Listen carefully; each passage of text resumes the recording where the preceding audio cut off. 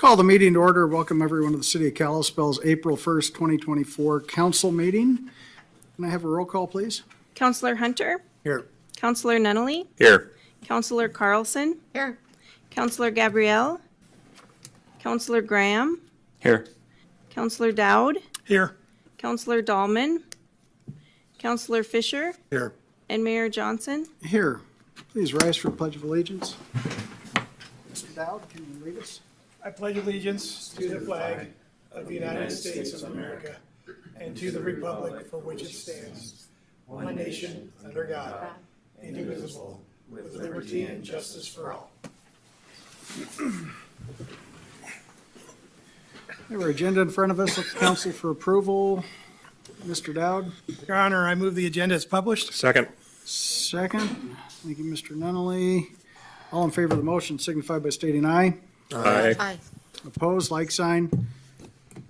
Motion carries. We have one item on the consent agenda this evening, which are the council minutes from the March 18th and March 25th meetings. Is there any public comment on any of the consent agenda items on the council minutes?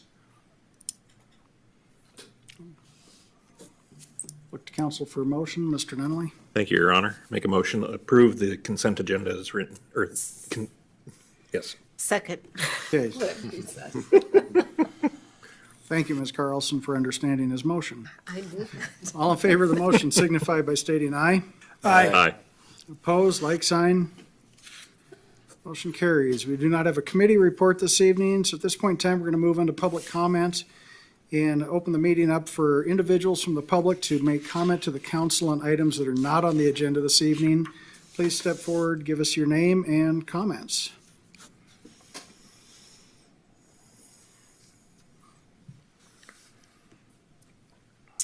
Hi, my name's Cindy Nelson, and I want to talk about the warming center. I would like the council to check into that. I live on Liberty Street, and we have a massive increase of homeless in our neighborhood and issues with them. So if you could check into that, and the homeless it's probably threefold from what it was a year ago. They line up on the street at 4:30, 5 o'clock every day to get in there. They're hanging out in the Meridian and Liberty intersection on the electric boxes. They're at the fairgrounds continuously on the electric boxes. I'm done with it. So if you could help in some manner and do something about it, anyway.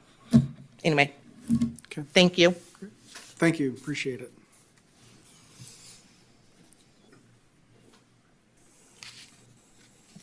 Any other comment? No. Close public comment. We're going to move on to the first action item, which is Resolution 6190, Public Participation Plan for Montana Land Use Planning Act. This resolution considers adopting a public participation plan related to how communication engagement will be solicited in the adoption of a future land use plan and regulations as required by Senate Bill 382 and Montana Land Planning Act. And I think, real quick, before we run into, just so everyone knows, when we get public comment, we don't engage in a dialogue right there, so I just like to make sure everybody understands that. We're not ignoring and just rolling. So with that, Mr. Russell. Yeah, for Resolution 6190, we gave a fairly in-depth presentation at the public hearing at our last meeting, but we do have a summary of it that our senior planner, PJ Sorensen, will provide. So just in summary, and as city manager mentioned, we kind of stepped through some of the details on this at the public hearing. But just as a reminder that this isn't the plan itself. It's just the, plan to get to the plan, how we're going to engage the public as part of that. We did have work sessions with the Planning Commission in November and January when we put that participation plan together, as well as the public hearing, again with the Planning Commission on February 13th, and again with Council on March 18th.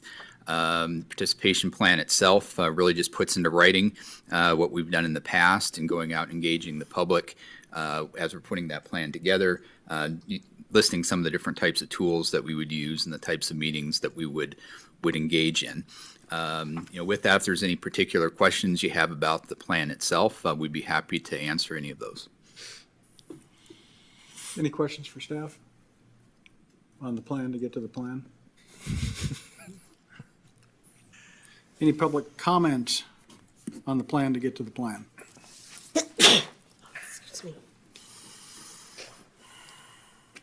Seeing none, look to council for a motion on the plan to get to the plan.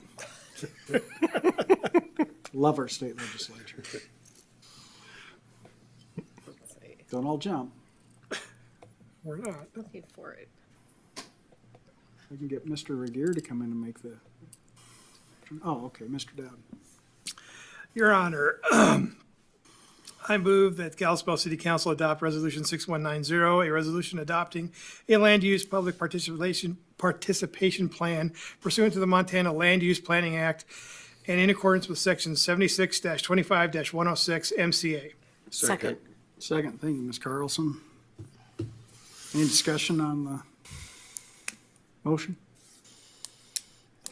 I think the only comment I'm going to make is I love it when a libertarian makes the motion to increase government.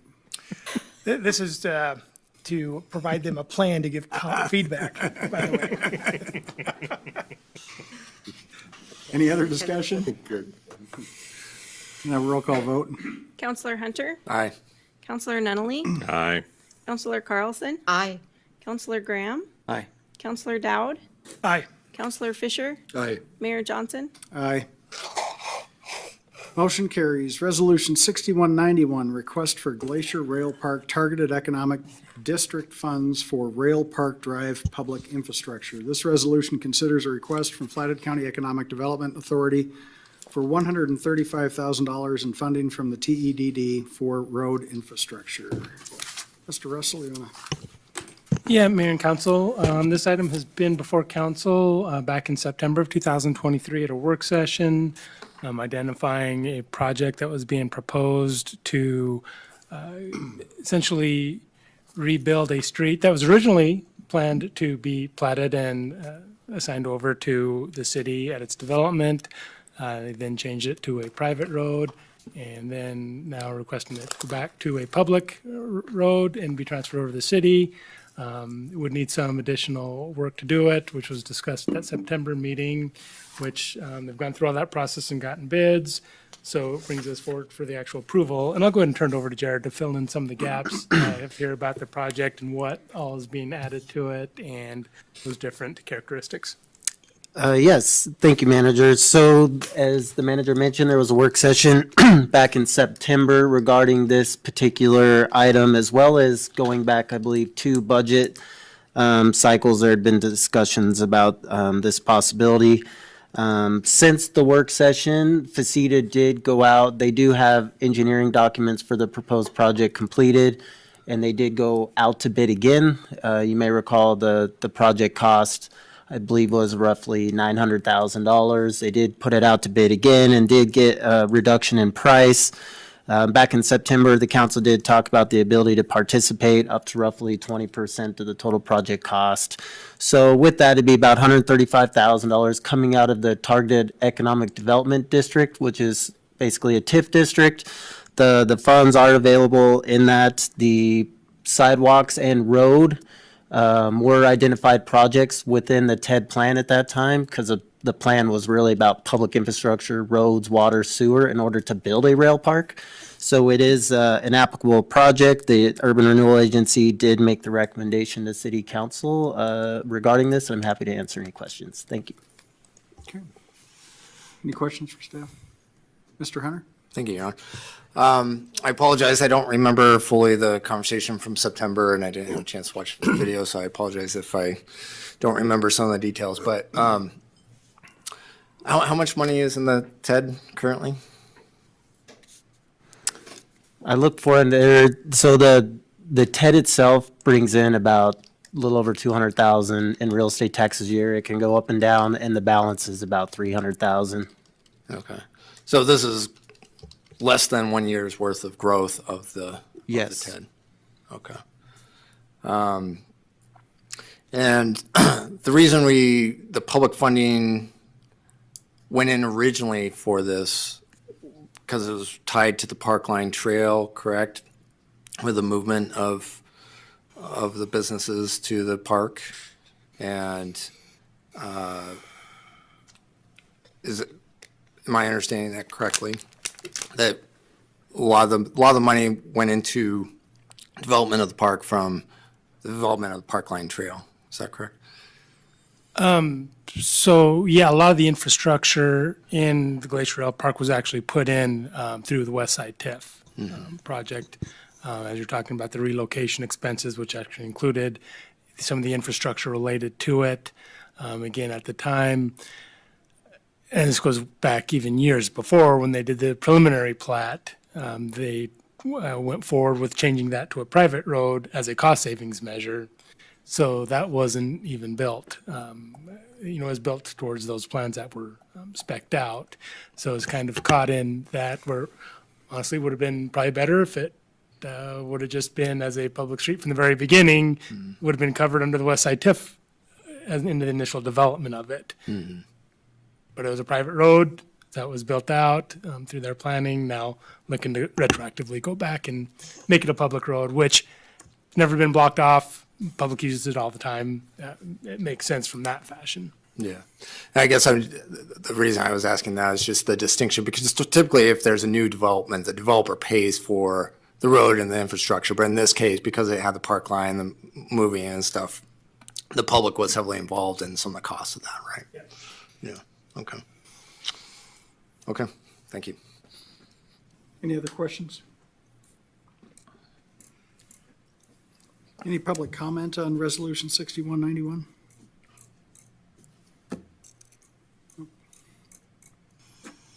Okay, motion. Okay, Ms. Carlson. Thank you, Your Honor. I move resolution number 6191, a resolution approving the Kalispell Urban Renewal Agency, URA, recommendation to grant funding in the amount of $135,000 from the Rail Park Targeted Economic Development District, TEDD, to the Flathead County Economic Development Authority, FACETA, for the purpose of adding necessary public infrastructure improvements to upgrade Rail Park Drive to city standards. Second. Second. Good. Mr. Fisher. Thank you. Discussion on the motion? Mr. Dowd? Thank you, Your Honor. I remember this work session when we were discussing this back and forth, and we were having some problems identifying how it was going to connect down into Kalispell. As I remember, we never came to an agreement there, and some of that would require a whole bunch of grading and things like that to make the sidewalk connect, that kind of thing. I was just trying to figure out if we ever got to a point where we figured out a plan for the sidewalk portion of it, or is it just going to dead end somewhere right at the end of Park Drive? Yeah, remember that. So to answer your question, this would dead end. It doesn't mean the council couldn't look at doing another project in the future, but for this particular one, it would be Rail Park Drive only. So it doesn't include anything along Whitefish Stage, which was talked about a bit, but that would have to come from another funding mechanism. That wasn't part of this engineering design or cost estimate. The second part of the second question that I have about this is we were also concerned about where it met, and I forgot the name of that road, Whitefish Stage, right? Where it connected in there, it's kind of a weird uphill angle. And we were concerned about traffic issues if we connected the two. Is there any remediation of that being looked at with this measure?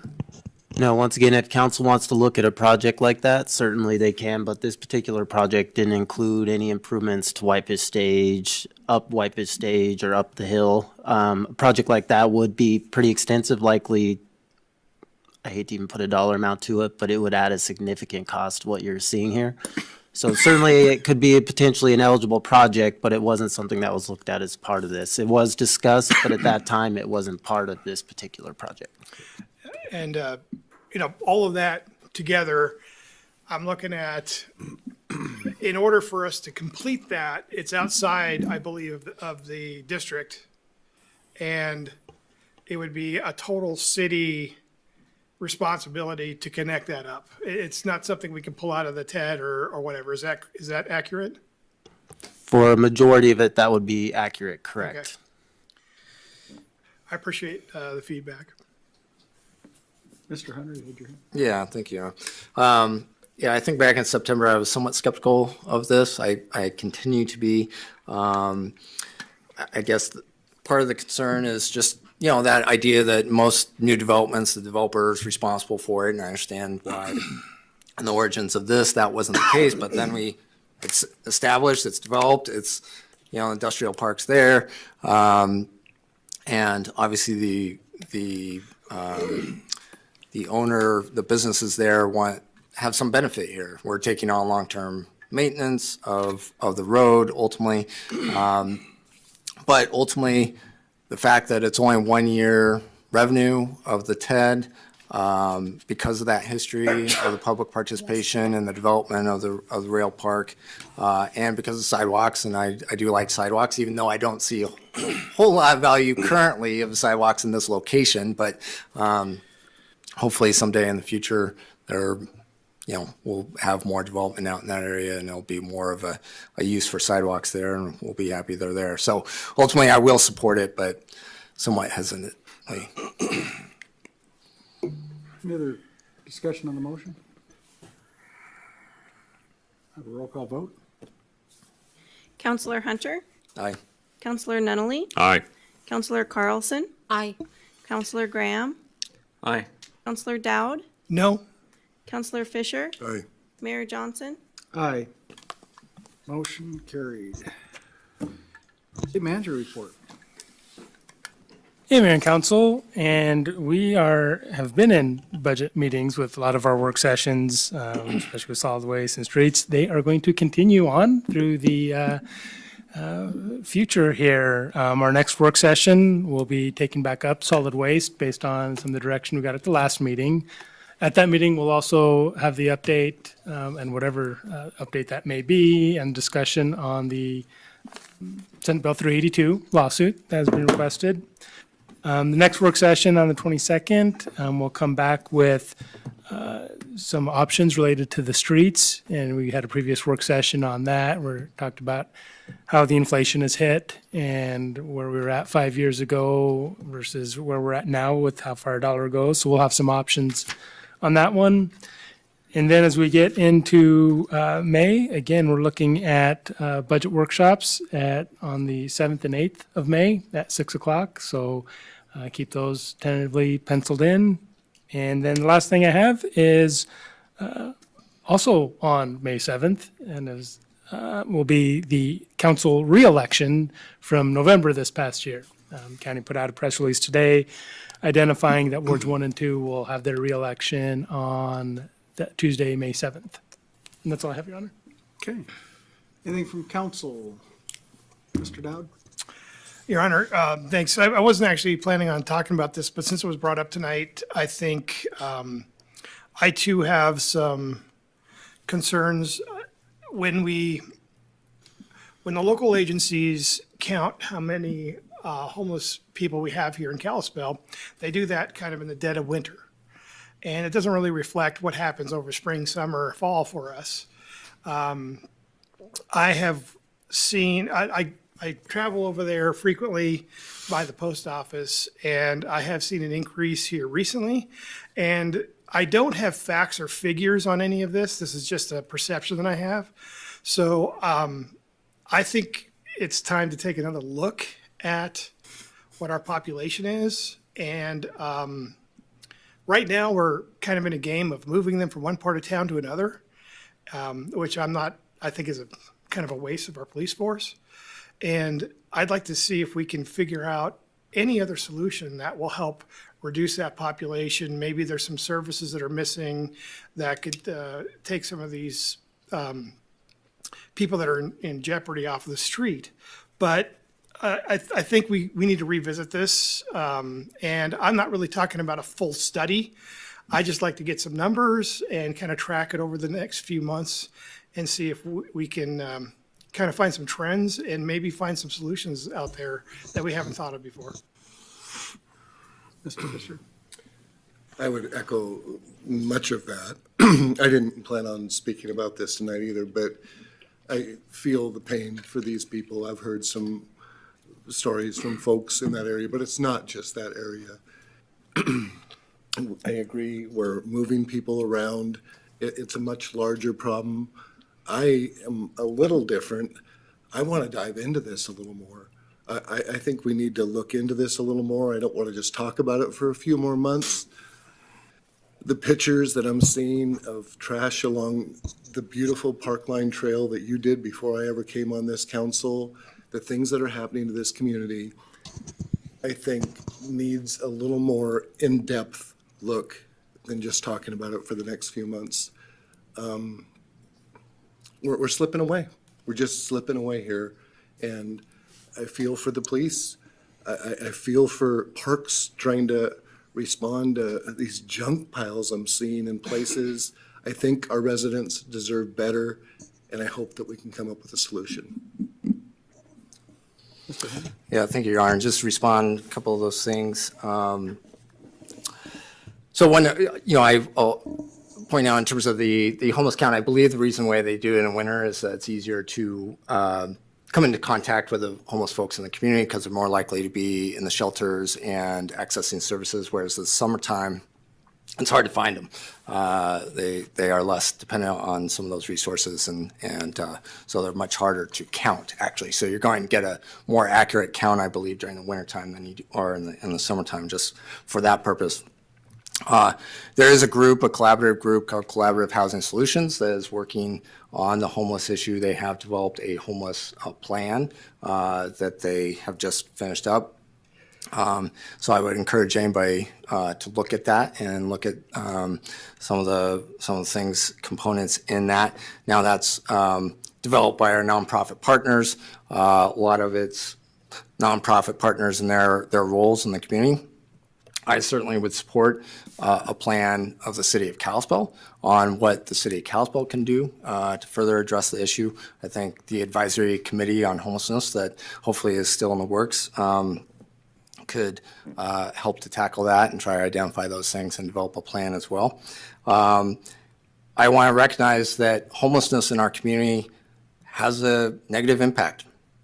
We're all seeing it. Nobody likes it. The trash, the drugs, the criminal activity by a small portion of the population. It's an eyesore. It's a problem. It disrupts our businesses. It upsets our neighborhoods. And it causes a problem for our public areas as well.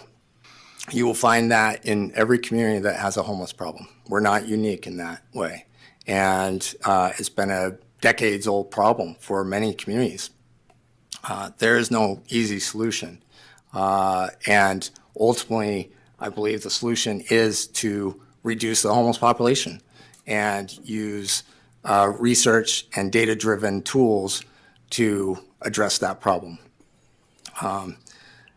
But there's no way, there's no other way around it as simply reducing the population through best practices. So with that, the other issue I want to bring up is I wasn't here last week, so I didn't have a chance to thank the community for passage of the levy for our police and fire. Very thankful for that. Glad it passed. Glad that we have the resources to fully staff those departments and bring that safety to our community. Thank you. Thank you, Mr. Hunter. Mr. Graham? Thank you, Your Honor. I'm a little surprised hearing the first comments here and public comment here tonight because my comments dovetail with that pretty well. I have some prepared comments that I wanted to say. They're going to be about asking council for a work session. And so I guess I'll just start off by reading them and then kind of explain. So when I voted for approval of conditional use permit number KCU-20-05, which is the warming center, on November 2nd, 2020, I was assured certain things would or would not happen in the neighborhood surrounding this particular land use. I took the information given seriously and used it to inform and guide me in making my decision for this conditional use permit. Since that time, I have heard from those in the surrounding area about the deterioration, about the quality of life, and the effect on businesses in that area. Now the most recent, which are the public safety recommendations from the Chamber of Commerce in the recent past, which are the recommendations for a heavier law enforcement presence in that area at certain times and certain times of the year. I've come to the conclusion that the information and the application materials I use to inform my decision are not currently reflecting the current condition of the neighborhood, the surrounding neighborhood. This is unfortunate because when I look back on the meeting and reading all the documentation, this was something this entire council was in full support of. But now I wonder, given what is now happening in the surrounding neighborhood, contradicts what was presented to me in the application materials. At this point, I think we sit with a huge difference between when this was first approved as a use. I know that many businesses fear speaking out on the impact in their neighborhood for fear of backlash and shaming. This truly places them between a rock and a hard place. The work the chamber did on this negative impact has given these businesses a place to speak up on their issues without fearing this outcome.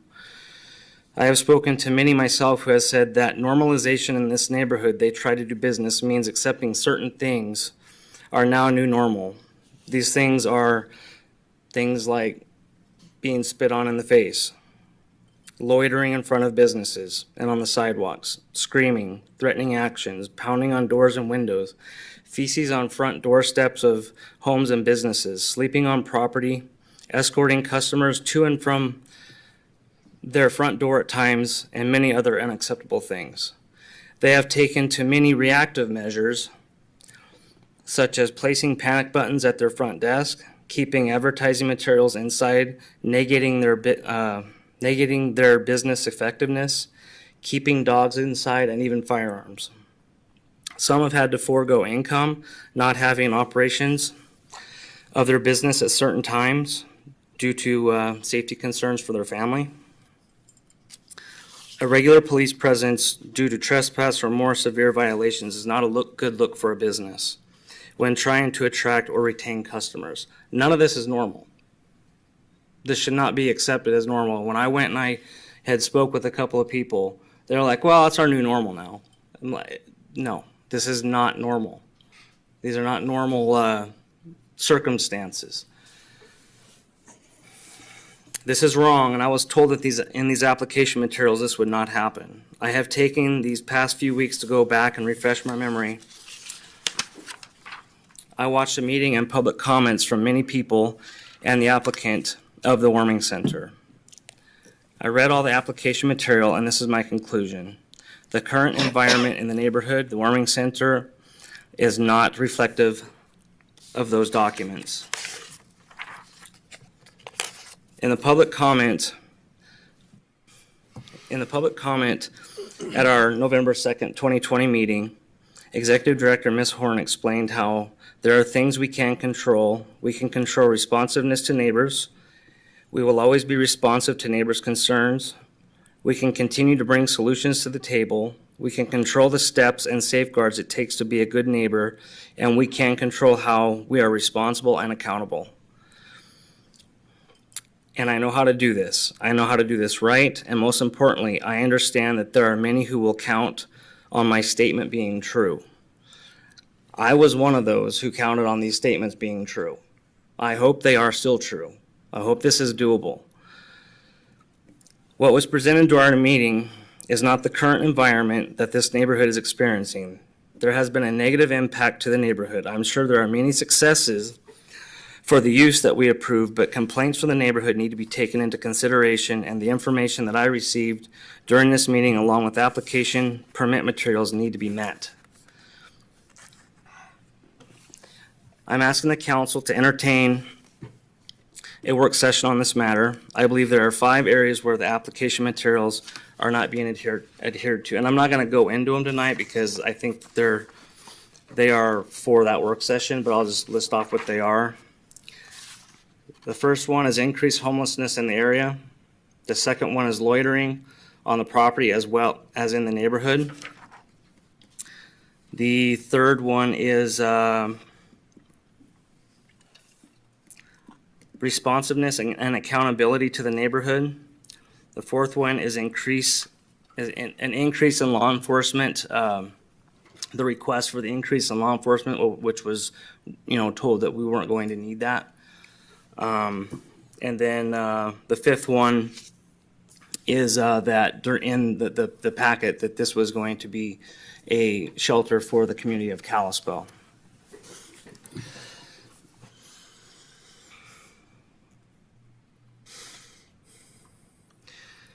We need to hear from the surrounding neighborhood. I would like to hear from the chamber as well, as they gave public comment to that they had been hearing from businesses in that area.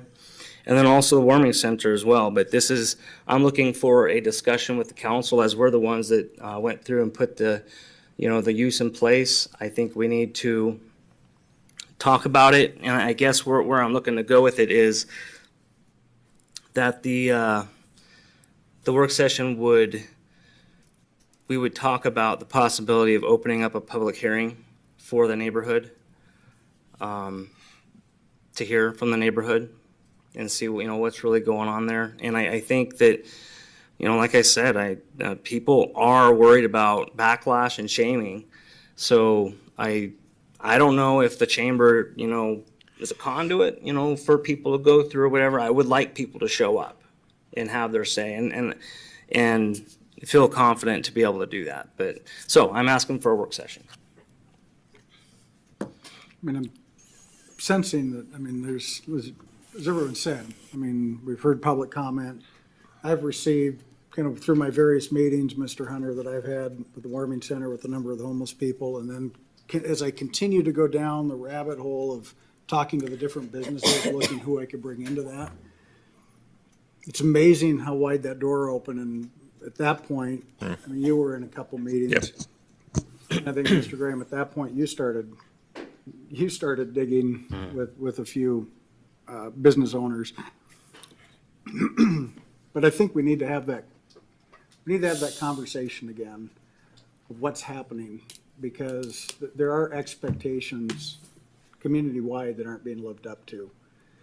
And, the tools, whatever, the solutions looking to getting homeless people off the streets, yeah, I hear fact-based, but then I also see on the other side fact-based where, housing first doesn't work, and sometimes where it does work, but it all depends on the individual.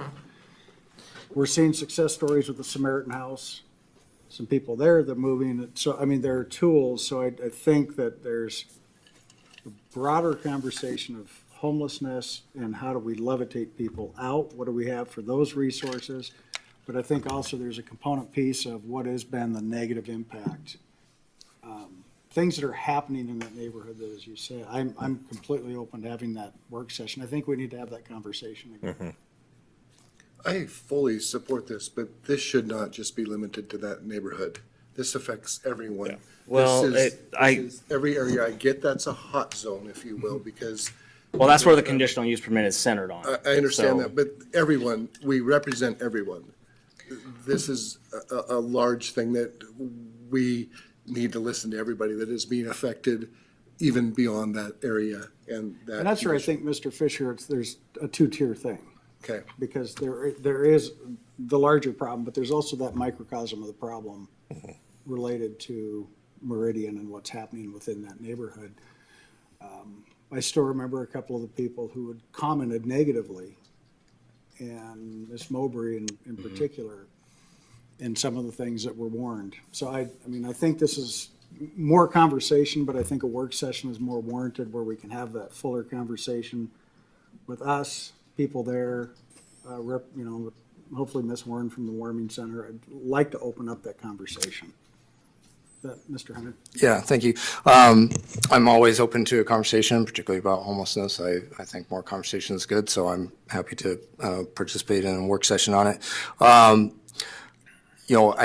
When I think about on the conditional use permit and that discussion, one of the things, and I've had many conversations with Tanya at the Warming Center about this, she very much wants to be contacted by folks who are having problems. I know some of the complaints she's had in the past is there's complaints coming to us or in the media about problems, and she says, nobody contacted me. Nobody told me about it. So that should be the first phone call to the Warming Center, and so she can talk to her clientele and say, hey, here's the problem we're hearing. Please, can we work on this? I know she has resolved some of the problems through that way. So I would encourage that dialogue to happen with the Warming Center as well. But we also have to recognize not placing the blame of the very real problems of homelessness at the foot of the Warming Center. There are problems associated with homelessness that are unavoidable, that are part of homelessness. And, it was unfortunate that the Warming Center opened up at a time when housing prices skyrocketed and we had mental health facilities closing. And so there was a correlation that was not causation, but there are members of the community who haven't made that distinction and believe it's causation. And so it's important to recognize that confluence of factors that created that correlation, but made it look like causation when it's not. So anyways, we can get into all those in the work session, but I wanted to point out a few of those facts. But let's not, Yeah, let's have the so work session. Doug, is there, I guess, do you want to know what I would like to have from staff for that work session? How does that work? Because I have materials that I use to go through and get my information from.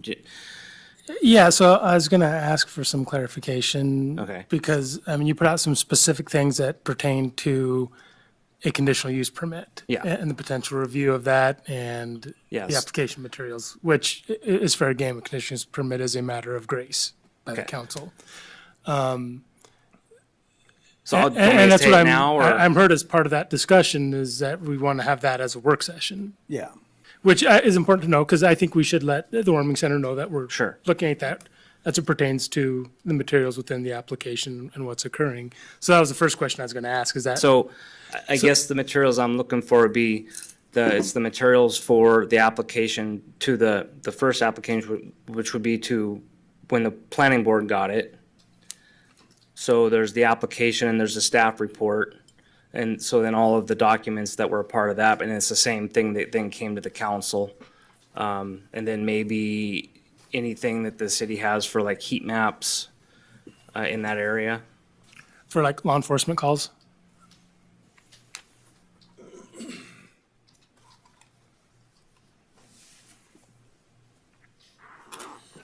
Okay.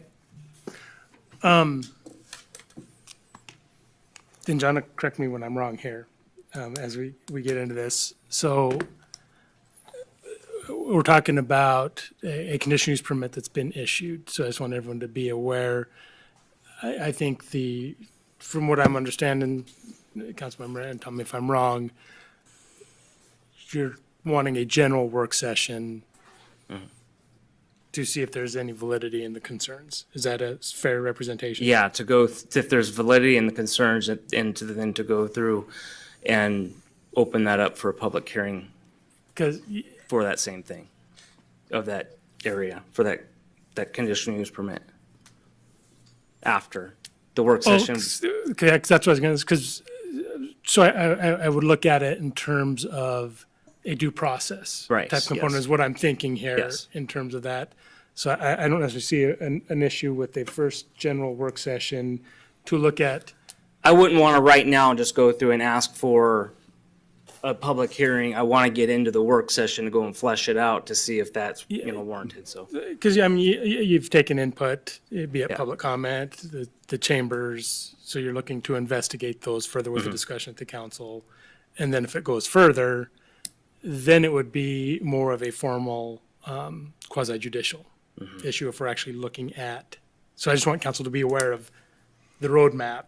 So when you say quasi, Just, you're talking about revoking the conditional use permit? Is that what we're talking about? If anything gets to there, that's what it sounds like. Well, The next work session I wouldn't would be- support that. would be for a general discussion. And then I think Councilman Graham talked about if the public comment or if the discussion leads to further hearing, that would take it probably into that quasi judicial arena. So I think the first one, fine, not a problem, but then, so it's just something for everyone to keep in mind, as it was what that looks like. But am I grasping correctly? Yeah, I mean, I wouldn't go through and say that the outcome is necessarily the revoking of the conditional use permit at the public hearing. But the thing is what I've come to find in this is what I want to be clear is I want what I was told to be true. I went through and I made a decision based off of what I was being told, and I wanted it adhered to. And I'm not going to get into it right now. That'll be for the work session. So I feel like what has to happen is that from that work session, we have to get into the public hearing so we can hear from the surrounding area of that conditional use permit. So, But you're talking about that public hearing coming at a future. yeah, the future, yes. Not at the work session. If we go that far, I mean, if it comes out of the work session, then yes, at that future one, if it comes out of that as the product of our work session, then yes. Yeah, I think that due process. We'll get a date for that. Yeah, so likely that. Your mic. So it'll probably be. I think somebody's mic. Eric, somebody's mic is not on. There we go, Okay. Sandy.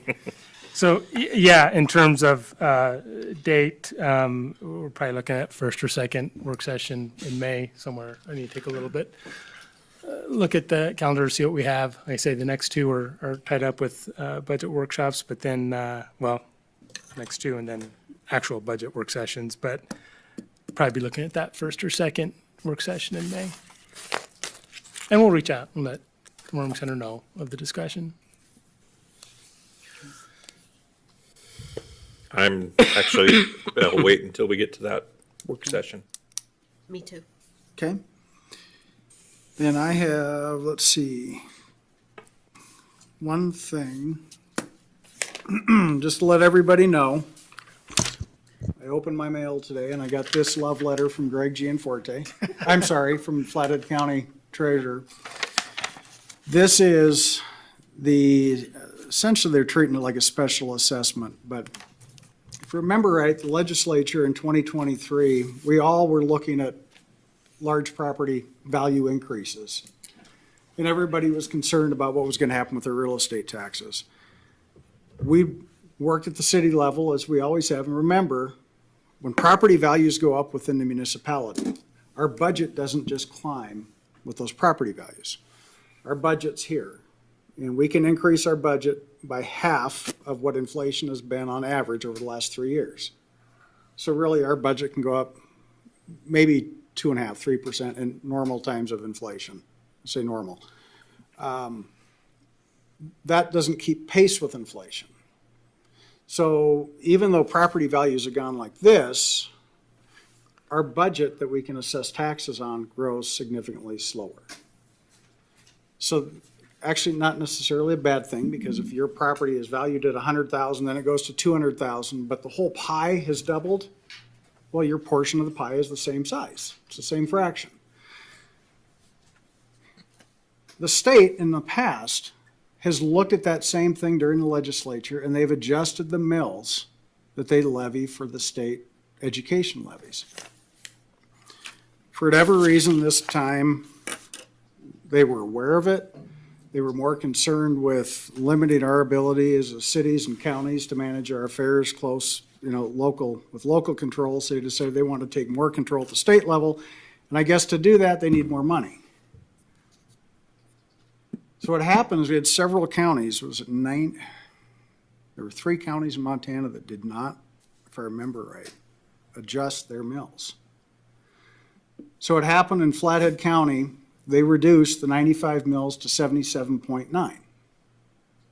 So the county said, state, if we're limited, you're limited. So they reduced the mills. Well, the governor decided, well, I can't have this. So he actually sued you, the taxpayer, and the counties, and said, I want that money. The Supreme Court, as Montana Supreme Court always does, it sides with, on that side where they tax more. So the Supreme Court said, yes, counties, you will comply. So on the county website right now, it says, important notice for the second half 2023 tax bills. The Montana Supreme Court determined that the Department of Revenue has the authority to direct counties to levy above the current mill levy calculation limitation for each year if reserve mills are determined to be available. The department has verified that the school equalization mills, under the statutory limitations that adjust mills down when taxable values go up, are reduced from 95 mills to 77.9 mills for this tax year. However, the Department of Revenue is directing the county to levy the extra mills they hold in reserve to generate additional revenue from property taxpayers in Montana. The Supreme Court ordered counties to comply. Therefore, your second half taxes will necessarily be increased to comply with the request from the Department of Revenue and Governor Greg Gianforte with the order from the Montana Supreme Court. Flathead County Treasurer's Office hopes to have the new billing in the mail sometime in March 2024. Just for clarification, I added the governor's name to it because I love him so much. Please remember that the local county employees and Department of Revenue employees did not play a role in this decision, and the work they do is centered on complying with the laws passed by the legislature. So this bill that I got, for me, okay, $162. Not the end of the world for me, but I know we struggle and we pain at the local level when we talk about a $20 increase to somebody's bill over the year for water. And the state doesn't really care. The governor sues, and we get to pay. So I just want to remind everybody, at the local level, we see you every day in the grocery store. We understand our budget inside and out. Please come in May, first few meetings, we go through the budget. You'll understand how we develop the budget, where we spend the money. And we're limited on what we can do with the budget. We can't just increase in tax at discretion. This is contrary to what I've heard the governor say on the radio. But unfortunately, what's happening is the governor, some of his friends, they like to attack the counties, and they like to attack us for doing the things they themselves are doing. This is just one more reminder that when we come to the dysfunction that we see in Helena, it really matters to pay attention to who we elect and send to the state level. The governor's office, lieutenant governor's office, the state legislature. What also is important is who's in the leadership in those positions in the Senate and the House. Because when the leadership doesn't care about us as taxpayers, we have problems. So take heart. I don't know. The question was asked, will this adjust in my escrow? Or do I have to write the check now? And I'm not sure. I don't know what the answer is to that. It may depend on who your third-party mortgage processor is. I'm just going to send in the check with a little love note to the governor. And then right after that, I'm going to send him an invitation, as I said, to our work sessions in May, because those are going to go out here next week. But I just want everybody to know that this bill, this increase is not coming from us. It's not coming from the county. This is coming directly because the state legislature in 2023 didn't do their job. The governor didn't have them do their job. When the counties tried to correct it for us, the governor sued us to take our money, to backfill school budgets that already had enough revenue going in, and the funding will end up backflowing into the general fund at the state level. But don't worry, because the governor created a little website. I think the same person who designed the Obamacare website, remember what it was like to enroll in Obamacare and it never worked? I'm still waiting for my rebate check that I put in on the website. Nothing's worked. I haven't gotten my check, and at this point, I don't want it from him. I will just send him a check and then maybe give him a recommendation on somebody else to design the website. And just as a clarification, just so everyone understands, when you look at your tax bill, and I look at my total tax bill, everyone that I've looked at here on the council, some individuals from around Kalispell I've looked at, over 50% of your real estate tax bill goes to the state of Montana. So when that SOB says it's us doing this to you as taxpayers, I take exception to it. Over 55% of my real estate tax bill goes to schools. Yet we're the bastards because we assess about 16%. Just remember, they get 50% of your real estate taxes and all your income taxes. Needless to say, I'm a little mad. Mismanagement that we see in Helena, time in and time again. And I'm a little tired of the leadership that we see, and I'm damn well tired of what I see with the parties endorsing candidates in primaries. Are you freaking kidding me? Let the voters speak, and I just urge the voters, speak loudly, because one of the things that I'm very impressed with is they spoke loudly to approve the levy. When given the option, do we need more police, do we need more fire, the voters in Kalispell said, we need this, we'll pay for it. We shouldn't have to send money to Helena that's misused. With that, we're adjourned.